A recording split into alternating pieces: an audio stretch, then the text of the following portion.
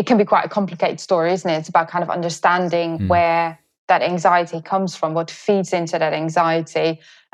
We talked a little bit about self-regulation already. Is have they engaged in that reflection, or do they understand what's going on?